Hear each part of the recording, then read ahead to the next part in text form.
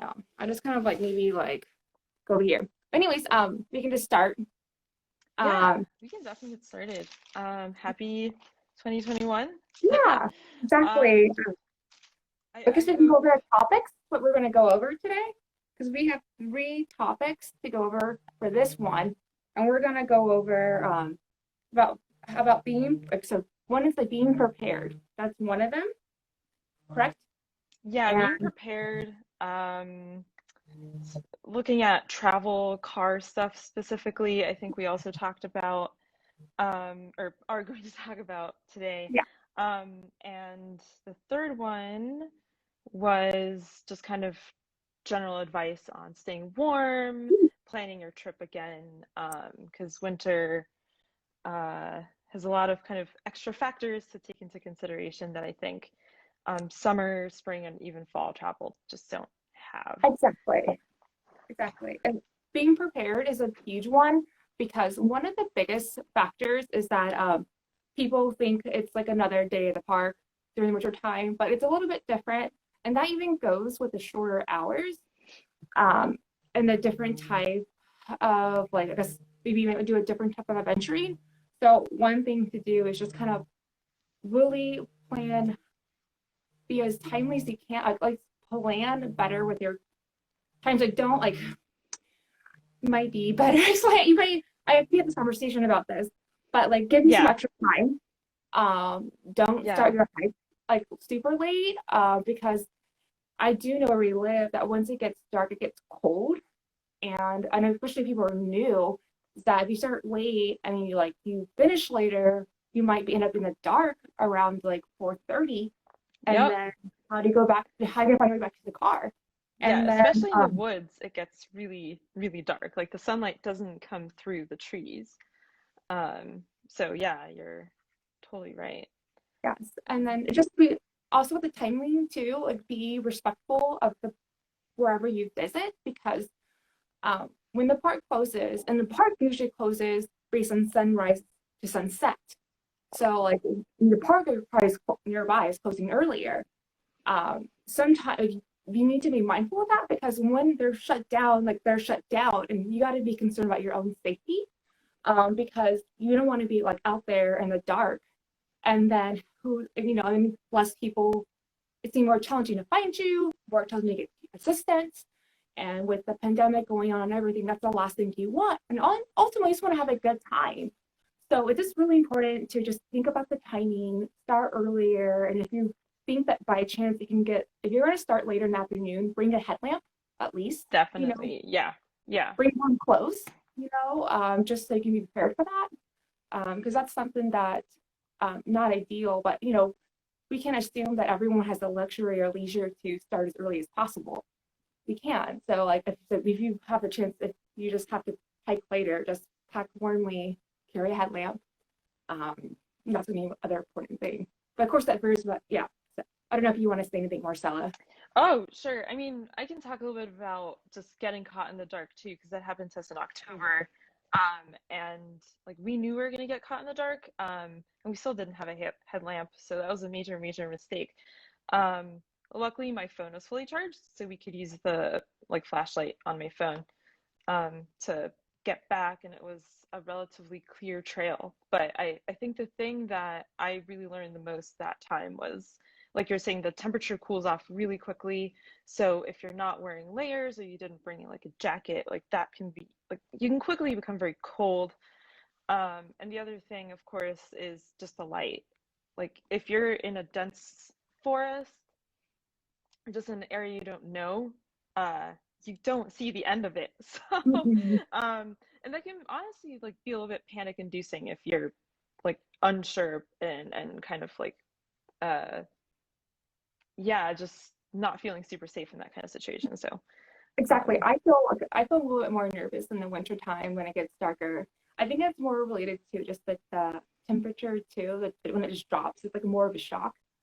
yeah, Then I guess depending if and then if you're in the snow too, like that, I would be terrified because like and also I mean that goes along with the snow. You think about it too. Like I'm live in California, so I don't deal with the snow, but I've hiked in the snow. I do know that the snow is best to be like hiked on in the morning when it's like fresh. It's like because it freezes overnight, but then during the day it's all slushy and everything. So I know that Yeah. when time passes, it just gets like it's not good. So I would just be more freaked out with the situation. And then it gets frozen again. But then I just like it's Yep. just all these different terrains. I would be freaking out. Yeah. And like even like in the winter, you don't only, and this is something I learned recently, or learned to think about recently. Yeah, It's not just the ground, right? If it's been snowing, the trees can collect snow up top. And if there's a huge wind gust, you can suddenly have, I think that they call them like snow bombs or something like that, where like this giant pile of snow can fall on you. So that's like another kind of additional safety thing to really focus on is there, it's not just the ground that's slippery or yeah, treacherous, right? You can have things actually falling on you from the trees. Um, exactly.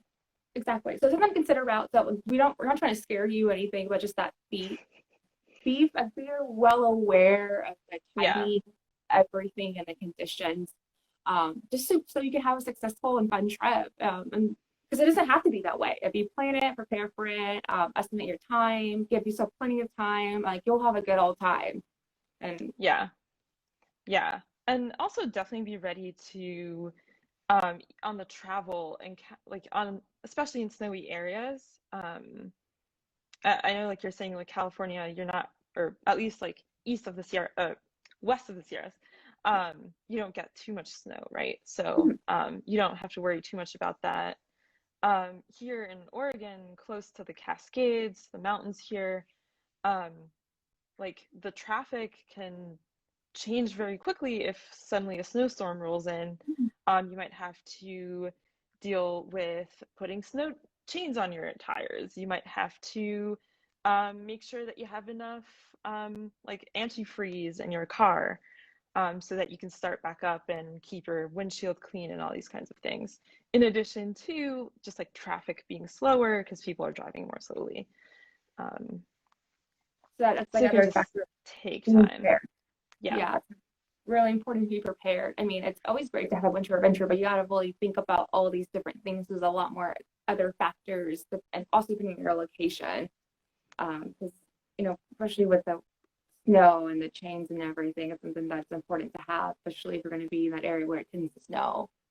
Yeah. It's ideal, but it's just if you really want to have an awesome adventure and check off all the boxes, you have to think about, and just even getting there, you can have a great time, but you also want to make sure you get out too. So you got to think about getting in and out, and it's all important. And we can, if you have questions about what to like bring, like for your like these basic things, like please feel free to reach out to us. We're just kind Yeah. of we're just kind of providing like these insights maybe you didn't think about, or maybe you're not like maybe it was kind of maybe in your back of your mind, but just trying to maybe just give reminders. Another thing too is being prepared is that regarding parking, parking is a tough one because that's hard being prepared, having a plan B, C, or D, E, is that because everything is, I know everything is shut down in California. Like you can't do anything except maybe go outside. So parking is limited. And when parking is limited, like you get there early or you find that time that there's parking. Like if there's no parking, just that's it. Don't park on the side of the road because that actually can be a fire hazard. It could be illegal. You can get a ticket. You can try it and maybe you might get away with it, but it's not safe. I don't recommend it. I'm more by follow the rules by the book. But just be aware that like that can, but that's going to be a factor, and that might make you have a backup plan to go somewhere else. But but with the also keep them on the shorter hours. Do you think that as people go outside, I believe there's a gym effect, but outside, really think so. So now you have the same amount of people that want to go outside, but now there's a shorter amount of hours. So there's the same amount of people Hmm. that are going and now less hours. And now you have plus add more people. So now it might look like there's a lot more people because there's like shorter hours. It's going to seem like a lot of people are flooding the trails. So just be mindful of that. And then you can talk about parking and the Pacific Northwest Yeah. regarding the Parking snow. up here, to add to your point about parking along the side of the road, I just like, and I think this mostly still applies just for like snowy mountainous areas, but if the snowplows need to get through and you're at the side of the road, you're blocking the snowplows, and or you will get plowed in, right? So you can't take your car out. So it's another hazard not only for yourself, but also you're blocking people trying to clear the roads for other people if you saw it park by the side of the road. I mean, the other thing too is parking in national forests around the Portland area um, require snow park passes if they're near a skiing area. So that's something to consider before you head out because they don't sell these passes. And you can't just pick them up like a summer pass at the trailhead. You can buy them at local REIs around here. You can order them online. I think even ski resorts will sell you the snow park passes, but they're not as quite as easy to get in my experience as the like summer forest passes that you can just park, get a day pass, put it in your car and be done. Um, yeah, so I think, oh, and I saw my sister just logged in. Hello. Um, but If you have questions about the park passes, please reach out to Marcella because she has all the links for the park passes. So just, I know it's okay, it might seem overwhelming, but if you anything you have questions, please contact us. We can provide you information. Once again, this is supposed to be like kind of like giving you more insight behind this, just so you can have a successful trip. Not because like if you have to think about a lot of more various factors for the winter time. It's a different element. So then the next thing too, I know the big one is about knowing your car. yeah, and I think we should say like neither of us is a big car expert, right? We're not. Yeah, but I've heard stories and also just from personal experience, that was something that when we were preparing this session, we started to talk about just different gotchas that can happen. I don't know if you want to tell a story or if I should. Just, I love your story. Oh, sure. Well, I guess this was less of a car story and more of a just like travel being completely thrown upside down and inside out unexpectedly. But on a ski trip heading into towards Lake Tahoe, we were coming from the Bay Area, San Francisco Bay Area, um, and the trip was supposed to take 3 hours, and unexpected weather conditions blocked the road. Um, Specifically, what happened was too much rain caused several rock slides along the road we were taking, and I think there are only two kind of main roads that take you to Lake Tahoe from the Bay Area. Um, and so we were parked. We were literally parked in the middle of the highway for more or less like 6 to 7 hours, just moving along very slowly. And so gas started to become a problem, right? Um, and of course, when you're road tripping somewhere and it's supposed to be a short distance, you might not think about, like making sure you have that really full tank and everything. Um, but yeah, just sitting there having to like wait, stay warm, right? Because it was still winter, so we needed to keep the car on a little bit longer, so that we wouldn't get cold while we were waiting for the road to be cleared. Um, so eventually, yeah, fortunately, we got lucky that there's a gas station along the road, but everyone was hitting that gas station, right? Because everyone was kind of stuck driving to this big ski resort area. Um, so that was kind of like one major lesson that we've learned is definitely especially when you're in a cold area, make sure to have a full tank of gas. Don't let it go below half, because the heat, of course, requires extra gas, especially for just sitting in your car waiting or driving slowly.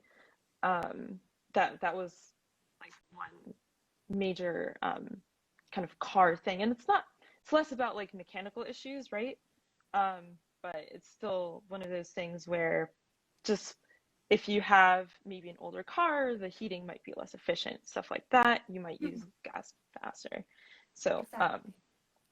that's Know something your that, car, yeah. make sure it's a full tank of gas, and then, but this is when you can't just drive off and just think, oh, I have some car problems. Oh, I'll be okay. It's like, no, when you're like going Yeah. out in the snow, you need to make sure your car is in tip-top shape.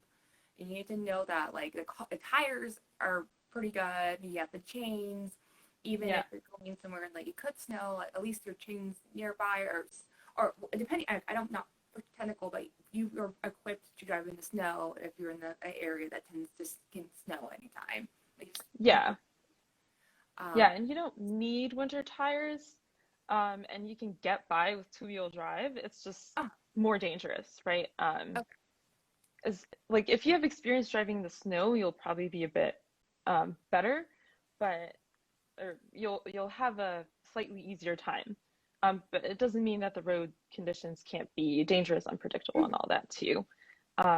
And I guess another tip too, because you mentioned the chains for the tires, um, is that don't wait, uh, like put them on as soon as the road signs tell you to, or don't put them on at all if you're confident. But if the road signs are telling you that it's like tire chain conditions, you definitely should. Because if you keep on driving and the snow becomes really deep, your car can get stuck, right? Um, so I think that would probably be kind of the other thing is know how to put on know which tires you have, check the pressure, of course, Mhm. know how to put on the chains before you leave because you don't Yes. want to be figuring that out in the middle of like a snowstorm. Um, yeah, Yeah, and I guess and that, then in case something did happen, like in case you get stuck, because I do know in Tahoe that's a very common story that like all of a sudden the road shuts down, and you're stuck on there. I got heard it before, like yeah, um, so like one thing I do recommend is that even for venturing, be, like remember that your whatever you carry outside on your trip, like on like the trail or whether you're boarding, skiing, whatever, that you are concerned what you're carrying, but you can always have extra stuff in your car. Your car carries that weight.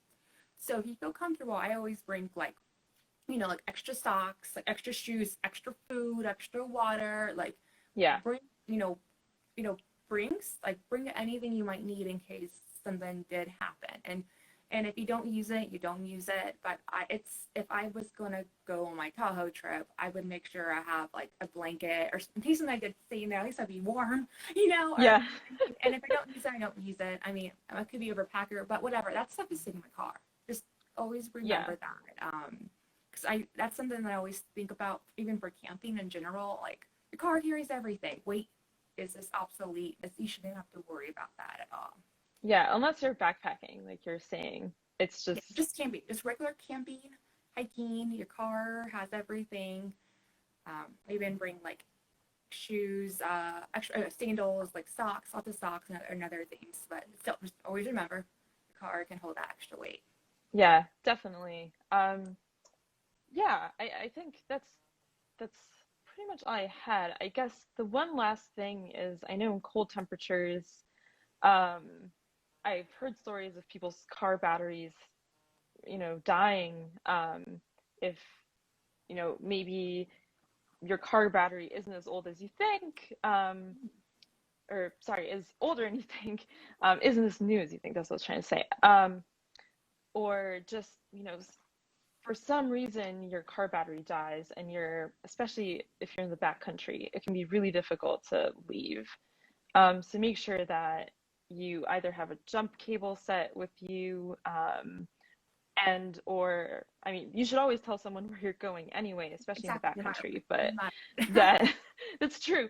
But especially in the winter, and if you're planning on going into the backcountry, um, yeah, tell someone, have a jump cable set with you, because if you need to uh, have your car jumped, um, don't rely on other people for having the equipment that you might need to help you get out. Um, And not just that, like during the pandemic, I know we're probably a lot more like scared of interacting with people, mhm, and yeah, like so this is like another layer. Like you should like, you we shouldn't not be in that fantasy world thinking we can always rely on people because even though you like to, how do you know that person who usually would maybe are too scared they can't? So it's yeah, like I think and then and what if you were interacting with people and what if something happened to you had and then you're going to pass it on to somebody else? It's just like the whole thought process is just gonna yeah, like just be on top of your stuff more than usual this year. If anything, but of course I would hopefully think that you would always be this way, but if anything, just for this winter season, just be extra prepared. Um, Yeah. and And then, that does include bringing the mask too, right? Because even I know ski resorts here in this area, at least, I don't know how it is in Tahoe, but um, if you don't have a face covering, you will get kicked out of the ski resort. Um, so that can be a buff, that could be a bandana, but you have to be in all like lift areas and just base or lodge areas. You have to have a mask. So, thank you for bringing that up. And also, I wanted to mention another thing. Also, that was the other thing about cars, about knowing your car. If you have any questions, reach out to us. We're not experts at all, but we know, like, we're not like me. We're not mechanics, yeah. but we can still be helpful. And as always, we can always give you good resources, which we can offer that. I don't know if you want to talk about staying warm, another topic. And if Yes. anyone's tuning in, we're talking about first being prepared, knowing your car. Another topic is about staying warm. I kind of talked about it, and then I was like, oops, I was talking about the third topic. Sorry, I jump started. I don't know if you want to talk first since I already jumped. I already jumped on Oh, it. no worries. Yeah, no worries. Because I think all of this kind of uh like is related, right? The staying warm part, the having enough gas, the packing, everything. Um, yeah, I mean, um, that was one of the kind of answers that I got when I polled people about, what a major concern is in the winter is, of course, getting cold or getting caught in a snowstorm. How do you stay warm? Um, and you know, like dressing in layers is one thing that a lot of people recommend. I certainly would recommend it. I have found recently for myself that wearing cotton t-shirts, for example, actually doesn't help me stay warm. So like if my layer has like, sports bra, t-shirt, like sweater, and then my jacket, if I start sweating because I'm skiing or hiking, the cotton does not dry quickly. So that actually ends up making me feel colder rather than warmer. Um, so that's maybe one thing to think about is just the material of the clothes you're wearing might matter. Um, and of course, having a rain jacket or having a waterproof jacket, of course, helps. Exactly. Um, but I like what you brought up too when we were talking the other day about how eating and drinking can help. Do you want to talk Oh, more yes. about that? Okay, so Um, yes. So if you didn't know that, like actually eating food and drinking water actually keeps you warm. Believe it or not, staying hydrated keeps you warm. And then if you actually, people who get hypothermia, what I read online, didn't write it down, so pardon me, but like part of that reason why they can get it is because it's dehydrated. So like it's really important to stay hydrated, and yeah, December it keeps you warm. I know it's really hard though, because for me when I go outside hiking in the cold weather, like I don't want to drink water. I have to force myself. And this is mhm. when I probably lean into like these electrolyte chews, like I can like have you use your preference, or like, or have my name, it's flavored electrolytes. But like I always have to remember like drink my water, at least have electrolytes. Yeah. And also with the layers, you tend to sweat a lot. I always realize that, like, I might not feel it, but all my layers have all this, like, it's like soaked, even though I don't really sweat that much. It's all wet. So just Yeah. remember that, eating and drinking water actually does help. So, but I really think that's something that people forget to stay hydrated. Or maybe it's something that Yeah. people don't forget, but it's just not a thought top of mind, or they don't really see the importance. But yes, it does help you stay warm. Like, Yeah. look it up online. I can send you like links of articles if you want to. But yeah, that's a fun fact. Yeah, I guess it keeps like your metabolism going, right? Because like if you've eaten, then your body is like, "Ooh, I need to digest this and process this Exactly. to into energy." So that's yeah, totally. And I know I always like to bring when I go skiing. I haven't done too much winter hiking, I have to admit, but I've been skiing for some time. I always like to have like little candy or chocolates, just anything to like give me a little sugar boost if I need it, or like you're saying, just like a little bit of a um, pick me up in the middle of a ride or something. Um, can definitely be really helpful. And I guess also to your point about drinking in the winter, like it's not hot out, and so I guess maybe that's why we don't think about Yeah. like, oh, I'm not thirsty, and but even if it's cold, you still sweat when you're exercising and when you're walking outside, and just wearing 3, 4, 5 layers depending on what you need. Um, So yeah, so I yeah, definitely think that's something like I know that. I know I have problems drinking water when it's the winter time. Even in California, I'm just like, oh crap, like I'm thirsty. And then one thing too is that as soon as you are thirsty, you already are dehydrated. Like that's a sign that you like you need more water. Like you're dehydrated. So yeah, you should never want to feel thirsty because that's a sign that you've been needing water a long time ago. I can send you a screenshot of my nutrition book on that. Nutrition book at that like that statement. yeah, awesome. That'd be, I think, really helpful for a lot of people to see that. And I mean, for I know a lot of people don't like to take backpacks when they're skiing, especially if you're sitting like on a chairlift. It can be kind of annoying to have a thing back. But nowadays, I think camelback, well, not camelbacks, but just like water, water reserves, yeah, and Yeah, bladders are I tend to be really helpful. we do that. Like I only been snowboarding like 2 3 times, but my boyfriend Steven he brings his camelback. It's just a thing we do. It's like why not? Hmm. Just makes it easier. Like I'm lazy when it comes to water. I'm like I need like a tube hooked up to me, and then Yep. I'm just like say hey, someone else agrees, but yeah, I need something right here. I'm like yep, let's go. Like I'm just why not? Just hook it up to Yeah. me in a tube. Yeah, if that's what you need. I know, like, I'm chronically dehydrated. I've had some issues with circulation and stuff, so it's super important. And if not, just take a break while skiing too. I know a lot of lodges with locker rooms, water fountains, all these kinds of things.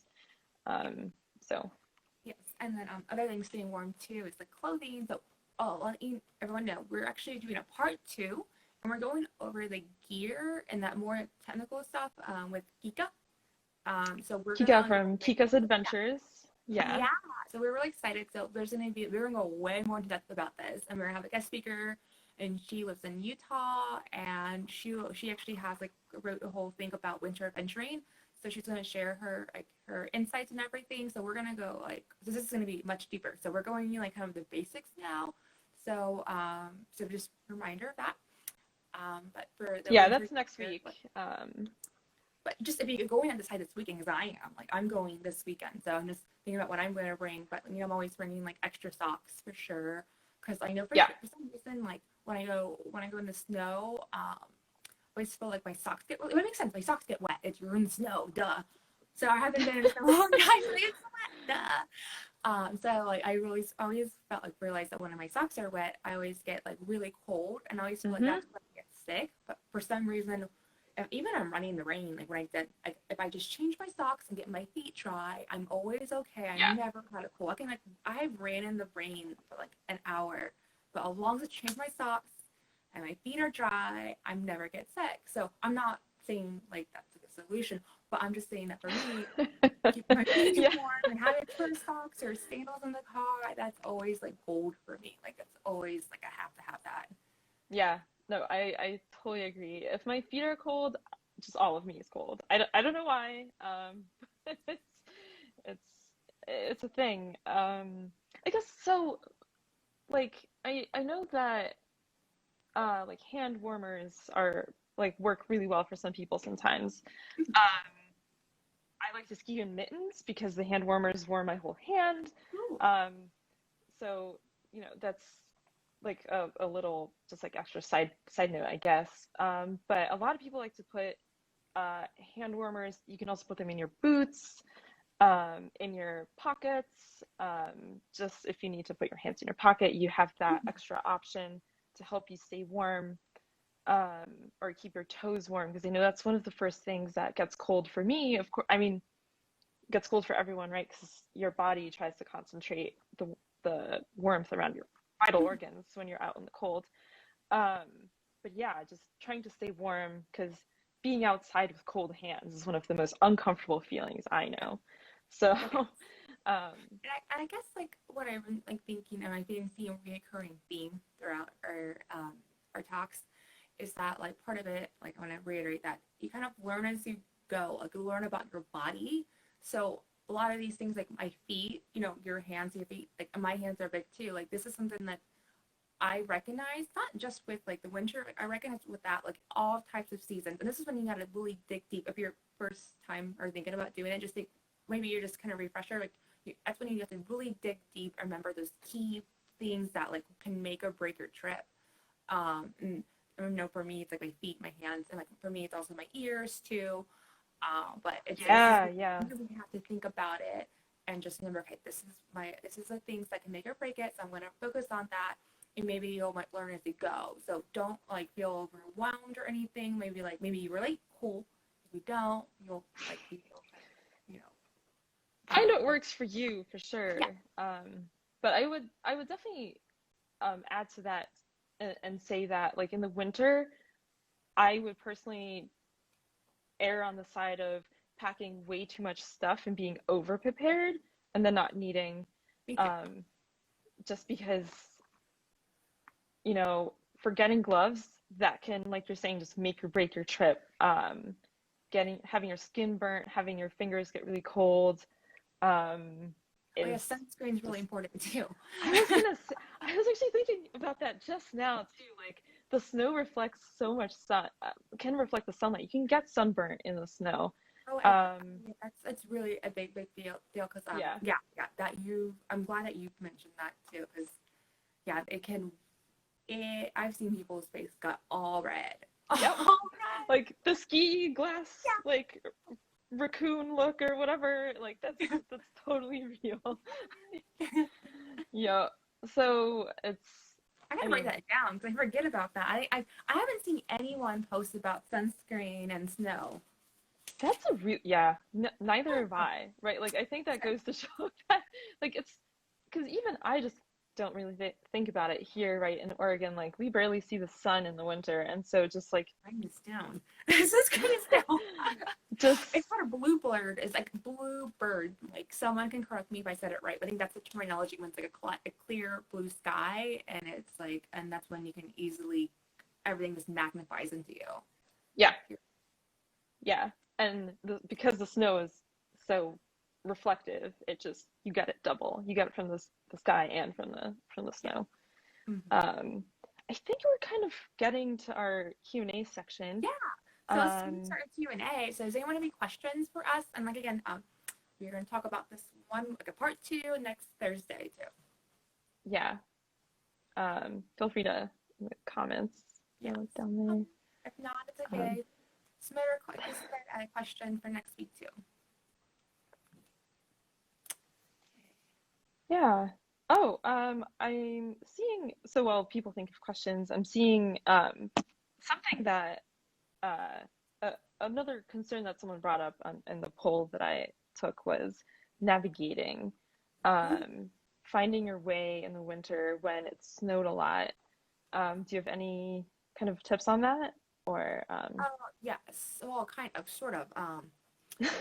So I do know. The only thing I do know is probably apps I recommend because that's what we use. So we actually carried on the PCT because we had a hike in the snow. We thought we had to carry paper maps. We brought them, Mhm. um, and then we found out like there's a thing called gut hooks. Um, I'll answer your question too. And then Gut Hooks was actually a GPS app and then actually navigated us where to go because the trail doesn't exist underground. So we actually use the app to navigate us where to go. And a lot of the biggest concern is that like in my sometimes they take you like I guess toward the right direction. You're not technically on trail. The Yeah. biggest problem with that, I guess, is when you like hit a mountain and then you look down and it says go straight and then it's down. Like that's the only like scary part. You're like, oh, I can't go straight because I have to go down and That's have a to go cliff. up. Yeah. And then, Yeah. but apps are a really good tool to use because even with gut hooks, no matter if we had signal or no signal, we were able to still pull up the maps. Nice. So if I would have like recommend if you're hiking anything like have like an app with a full battery. So that probably Hmm. means having a charger cord and a battery bank. all that, because Yeah. if you're relying on that, like you need a battery bank, and you can find some really good ones, some cheap ones for like $25. I found one that's equivalent to the Gold Zero like battery Hmm. for, which is 150 for $25. Like, and I'm like, I'm getting that one because, and maybe it'll die quickly. I don't know, but I need that. I don't have 150. I have like $20 in my pocket. Yeah. So I would recommend that. And then we had a portable backup, like, in Garmin and Reach, but that's like really expensive. Um, Yeah. so I would just suggest for the people just starting out, an app, and make sure you have it before you go out, because of you want to make sure you have everything downloaded. You want the maps downloaded, you want Yeah. all the information Yeah. downloaded so you can use it without signal. Um, okay, and you have one question. Yes. So yeah, what's a good amount of water to have? And then I for usually me, bring for, or do you want to go ahead? for hiking, I have always carry it is 1 liter per 2 miles, and I think it's 1 liter per 2 miles.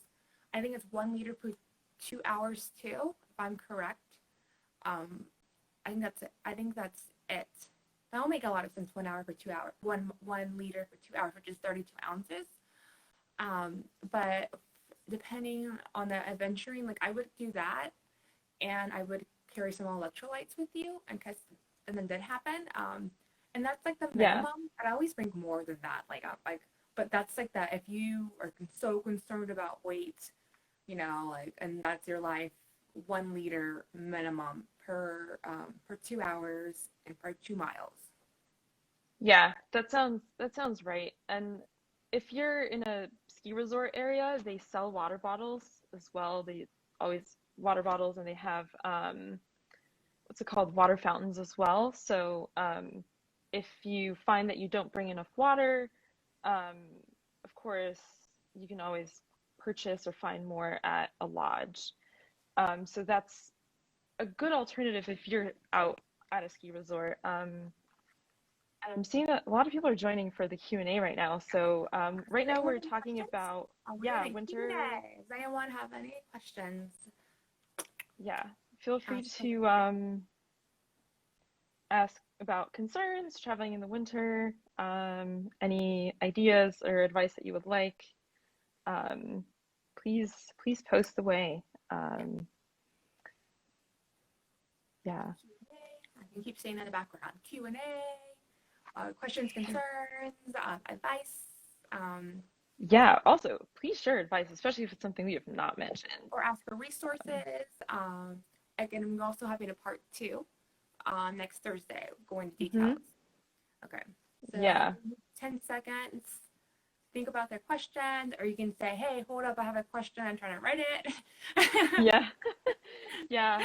Um, so I guess I can jump in because we're going on a trip to the mountains next week. So and we have two dogs. So we've been looking at what activities we can do with dogs. Do we need special gear with dogs? And I know that I was watching a YouTube video about winter adventuring with dogs, and the guy mentioned that you need to be careful with their paws, especially because the if they have hair between their like toes, they can actually get it can get frozen and it can like scrape Oh, them open, which I had no idea was a serious concern. So now, of course, like started, we bought like little dog oh, boots to protect one of our dog's feet because she has really tiny feet. So we're training her to wear these little booties so that we can keep her paws safe. But if that's something that you are concerned about, then definitely look at that as well. We have another question. what does a first aid kit look like for winter hiking essentials? Yeah.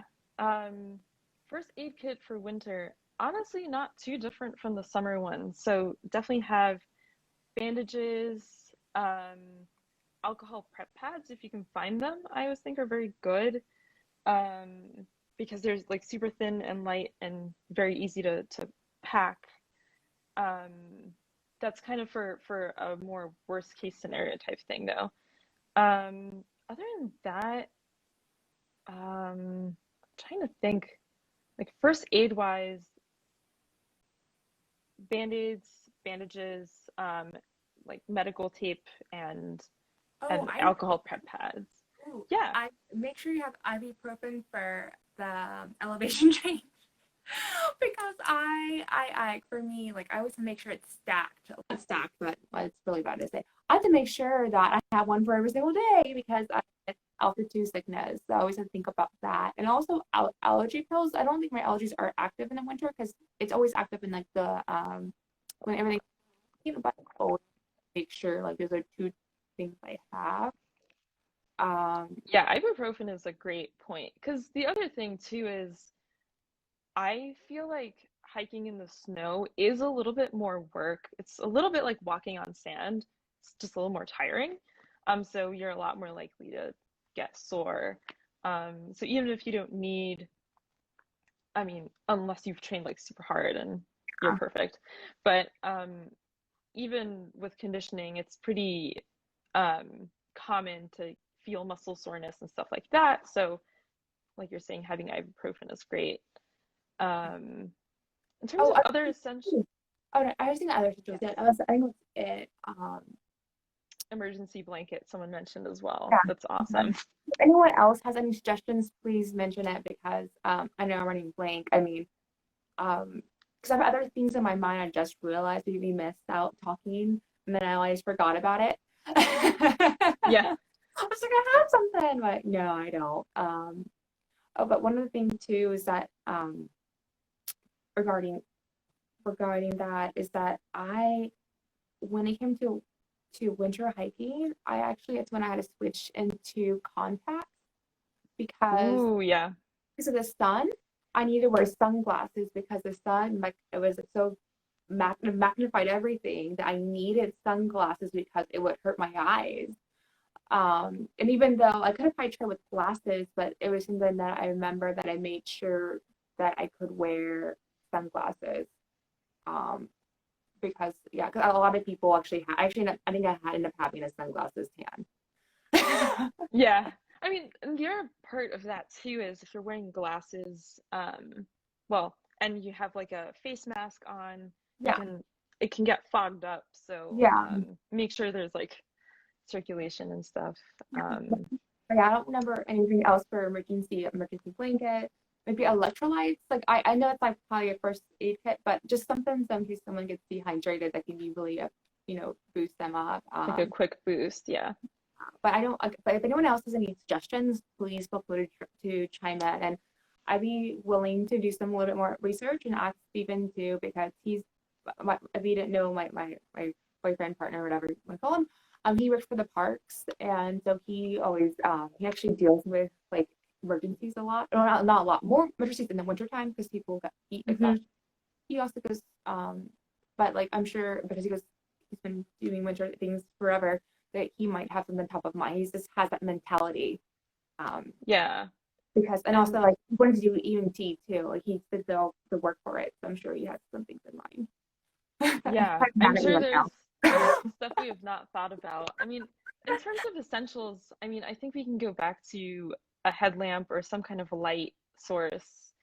And for winter, yeah, just some kind of hand warmer or something like that.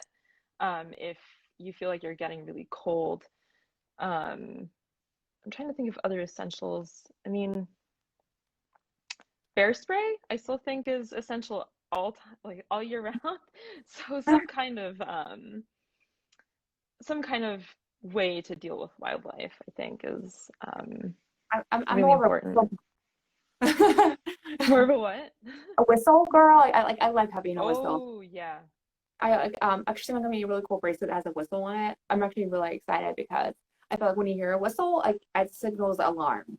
Like I'm Hmm. also gonna scare off bears because like what has happened before we encountered one, we blew on our whistles and then Yes. they got scared of us. But yeah, whistles are my favorite thing to bring. And if you think about it, like I think as a solo adventurer, it's actually great because if you do have a whistle with you, no one's gonna like see you and be like, oh, like I'm gonna take that whistle away. It's like a threat. People don't think, especially if that's you probably have it on you and no one Yeah. knows and just blow on it and that's a signal's alarm. Yeah.